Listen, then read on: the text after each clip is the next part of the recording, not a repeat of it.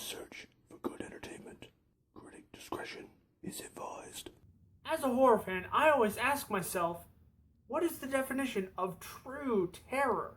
Is it being stalked by some psychotic maniac? Or maybe a revolting creature that comes out from the depths of hell? No, I believe the answer is far more simple than we want to admit, because of how personal it becomes. Keep that in mind. Let's do the review.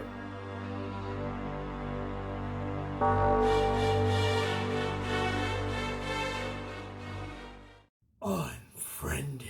So Unfriended is a horror film that takes place entirely on a teenager's computer screen. The whole movie plays out through Skype conference calls, iMessage chats, Facebook messages, and YouTube videos. The film depicts 5 friends who are planning on going to a concert together, but are interrupted by an unknown user who starts to harass them. The twist is, today is the 1-year anniversary of Laura Barnes' death, who committed suicide because of a video that one of them posted. And as the night goes on, all 5 friends start to believe that the hacker is actually her ghost, who is hell-bent on finding out who posted the video. So now we have a movie that gives new meaning to the phrase cyberbullying. I want everyone to be honest about this. Raise your hand if you've either made fun of or talked about someone behind their back, whether it was on or offline.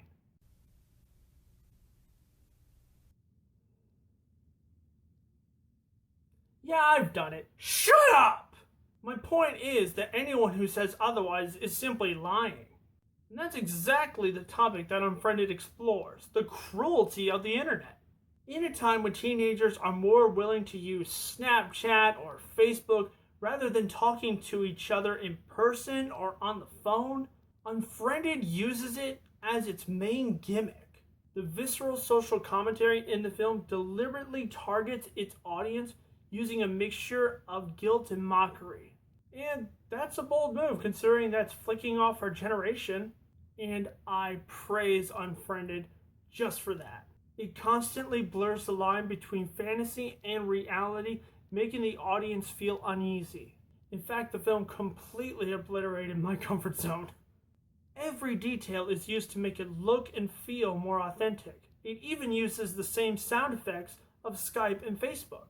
I'm willing to admit that the characters and acting is a bit generic, but the development in their personalities is beyond unique. Watching someone type something out, pause, delete what they wrote, and then type something different was a very clever way at getting to know each character. All that aside, this is just an excellent horror film that knows how to scare moviegoers. I can think of many horror flicks that scared me. Some good examples would be The Woman in Black, The Conjuring, and probably Insidious.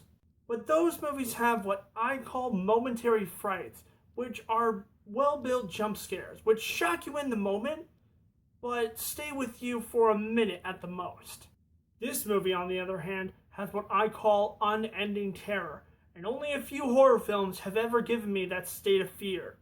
A good example would be the original Paranormal Activity. It's a paralyzing sense of vulnerability that sticks with you even after the end credits. I rarely scream or cover my eyes in a horror film, if ever.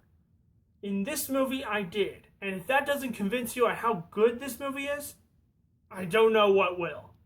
Unfriended is a disturbing psychological nightmare that's terrifying, thought-provoking, smart, and all around exceptionally delivered.